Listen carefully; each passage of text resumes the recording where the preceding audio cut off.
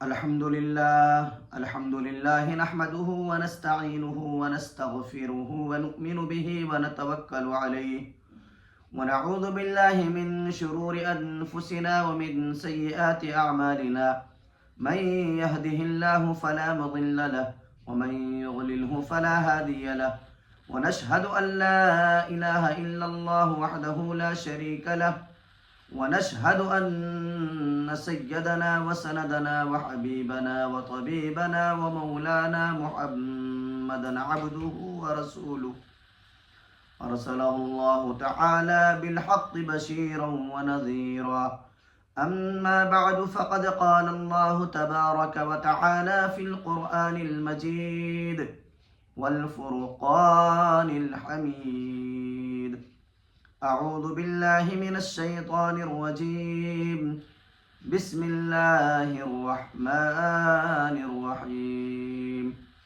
والفجر وليال عشر والشفع والوتر صدق الله العظيم.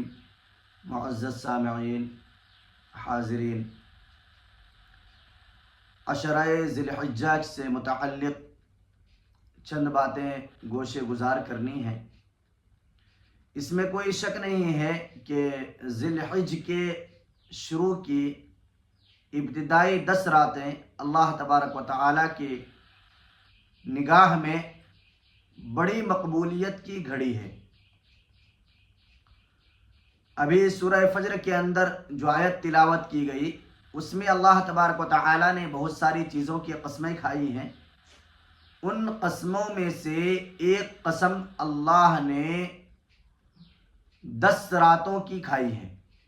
وَلَيَالٍ عَشْرٍ، 10 راتوں کی قسم، یعنی اللہ تبارک و تعالی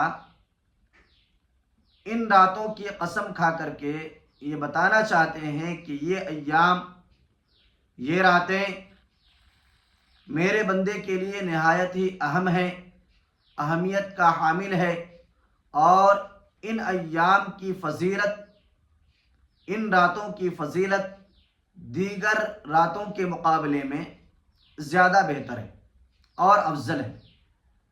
رسول اللہ صلی اللہ علیہ وسلم نے حدیث مبارک کے اندر ارشاد فرمایا کہ اگر کوئی شخص ذی الحج کے جو 10 دن ہیں ان میں اگر ایک روزہ رکھتا ہے تو اس ایک روزے کا ثواب 1 سال کے روزے کے برابر ہے۔ خاص طور سے 9 ذی الحجہ کا روزہ، 9 ذی الحج میں جو روزہ رکھا جاتا ہے اس ایک روزے کا ثواب اگلے اور پچھلے 1 سال کے گناہ معاف ہونے کا ذریعہ ہے۔ اور یہ جو عشرہ ذی الحج کی 10 راتیں ہیں، ان 10 راتوں میں کسی ایک رات میں عبادت کرنا شب قدر میں عبادت کرنے کے مترادف ہے۔ تو اس کی بے شمار فضیلتیں آئی ہیں۔ قرآن کے اندر بھی اللہ تبارک و تعالیٰ نے ان راتوں کی فضیلت بیان فرمائی۔ احادیث مبارکہ کے اندر جناب محمد رسول اللہ صلی اللہ علیہ وسلم نے ان دنوں کی اور ان راتوں کی بڑی فضیلت بیان فرمائی۔ تو درخواست کی جاتی ہے کہ ان ایام کو، ان دنوں کو، ان راتوں کو اپنے لیے غنیمت جانیں اور اللہ سے تعلق جوڑنے کی کوشش کریں، خوب عبادات کریں، خوب اللہ تبارک و تعالیٰ سے گریہ وزاری کریں۔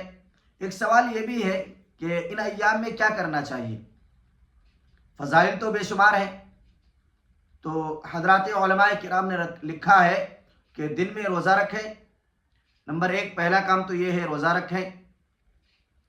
نمبر 2 نماز پڑھیں۔ نماز میں تہجد بھی ہے، اوابین بھی ہے، اشراق بھی ہے، چاشت بھی ہے، قضاء عمری بھی ہے، صلاۃ التسبیح بھی ہے۔ جو نماز توفیق ملے ان نمازوں کا کثرت سے اہتمام کریں۔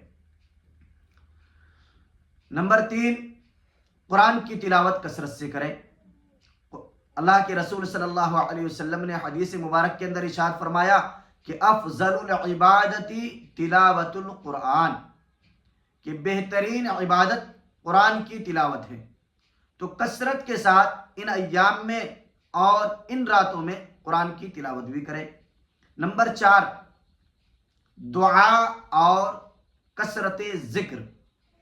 کثرت سے دعا کریں، اپنے لیے دعا کریں، گھر والوں کے لیے دعا کریں، خاندان کے لوگوں کے لیے دعا کریں، رشتہ داروں کے لیے دعا کریں، ساری امت کی مغفرت کے لیے بھی دعا کریں۔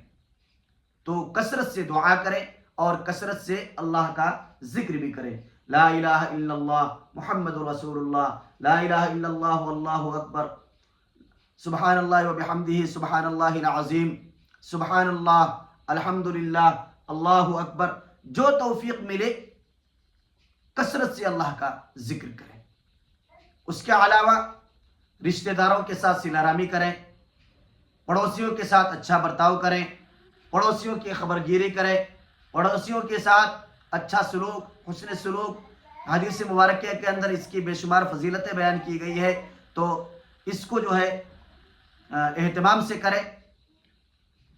اور اسی طریقے سے عید کے دن قربانی بھی کریں، اور قربانی کا گوشت رشتہ داروں کو، خاندان کے لوگوں کو، غریب کو، محتاج کو، یتیم کو، اور وہ لوگ جن کو قربانی کا گوشت پہنچنا ناممکن ہے وہاں تک قربانی کا گوشت پہنچانے کی کوشش کریں۔